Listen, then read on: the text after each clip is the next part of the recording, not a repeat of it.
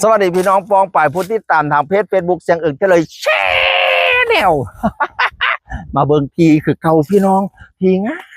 ามเขายักนำซัมเมอร์เก่งอยู่บ้านแรงควายเด้อบ้านแรงควายตำบลนาอานอำเภอเมืองจังหวัดเลยห่างจากตัวเมือง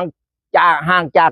โรงพยาบาลเลย6 กิโลห่างจากตลาดแรงบ้านติ้ว4 กิโลการคมนาคมสะดวกสบาย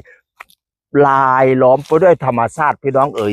ดินนิกาเป็นดินแต่ปูบ่เป็นดินท่มคันดินท่มแล้วมันสิงวบลงนะมันสิยุบลงได้อันนี้เป็นดินดั้งเดิมพี่น้องเอ๋ยนี่นะเห็นบ่พอปลูกเข้านะเล่มนี้มันผูกหวดปลาไหลมวงมุมนั้นก็ปูเขาลาล้อมรอบไปเบิดนี่นะอันนี้ปูร่วงบ่หน่วยใหญ่ๆยาวๆเนี่ยพี่น้องบ่งหนึ่งนี่ตอนตะเวนตกดินงามก็ยังว่าบรรยากาศดีเก่งแบ่งเป็นล็อกทั้งหมดโอ้ยแบ่งเข้าปัก ทั้งหมด12 ล็อกตอนนี้โดนจองไปแล้ว3 ล็อกถ้าจองมันบ่ยากดิจองแค่10,000 บาทพี่น้องเอ๋ยบัดนี้เฮาก็สามารถเข้ามาดำเนินการในที่ดินแปลงนั้นเฮาได้เลย10,000 บาทนะแล้วว่าสิโอนกระนัดกันเดือน2 เดือนก็ว่าไปพี่น้องทั้งเบิด12 แปลงจองแล้ว3 แปลงด่วน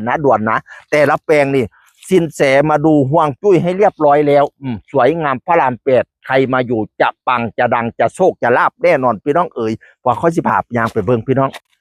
ถนนนี้กว้าง6 เมตรเนี่ยถนน6 เมตรเป็นถนนสาธารณะพี่น้องเอ๋ย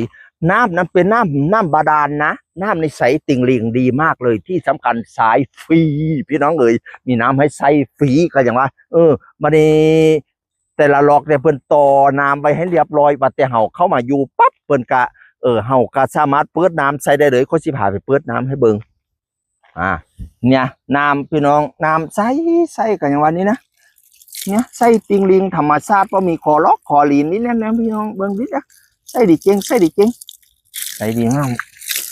เนี่ย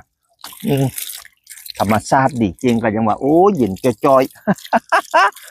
แต่ละแปลงนี่เพิ่นต่อน้ำไว้ให้เรียบร้อยว่าแต่ว่าหันใส่กอกทอนละมองนี้ใส่กอกนี่นะนอกนั้นต่อไปให้เรียบร้อยหมดเลยเป็นล็อกพี่น้องเอ๋ยราคาเริ่มต้นที่งานละ250,000พี่น้องนี่นะเปล่ามาเลยจองไปแล้ว3 ล็อกก็มุมพี่กระพูเข้าล้อมรอบหมดเลยนี่นะ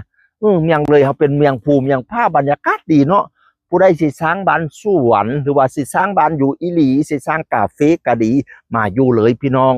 ดีจริงแล้วก็ไฟก็จะมาถึงแล้วเนี่ยอีกเดือน2 เดือนเพิ่นจะต่อมาถึงแน่นอนพี่น้องเอ๋ยด่วนเลยนะเพราะว่าน้ำก็มีไฟก็มีที่ดินก็ดีสวยงามน้ำดีไฟดีที่ดินดี สินเสียดูเรียบร้อยเฮงปังแน่นอนพี่น้องพูดนะดินเพียงกันดีเก่งเนาะเป็นล็อกพี่น้องว่าปักเลขโฉนดให้เรียบร้อยเลยอันนี้ก็ล็อก1อันนั้นก็ล็อก1ก็ล็อก1อยู่บนถนนบ้านแรงควายไปหาหนองหญ้าใส่เข้ามาในซอย400 เมตรสาหมดอดแน่เพราะเหลือแค่มันมี12จองไป3เหลืออีก9 แปลงพี่น้องเอ๋ยไว้กันโฆษณาไปนี่นับรองคนมาแต่ครบพี่น้องฉะนั้นมีลูกให้บอกล้านสิสร้างบ้านสร้างเหียนสร้างศาลกำลังที่ดินอยู่เดี๋ยวนี้ที่ดินราคาแพงเด้อแปลงนี้เนี่ยไม่แพงพี่น้องราคาจับต้องได้เป้ามาเลยมีลูกให้บอกหลาน ที่บ้านแหล่งควายนะนี่นะดูสิสวยงามพระราม8สมิรัตสิภาคเปิดโถไว้แล้วก็สามารถแอดไลน์ได้ชอบท่ามหลายยัดได้พี่น้องเอ๋ยเสียงอื่นเท่าเลยแชร์แนวสวัสดีครับ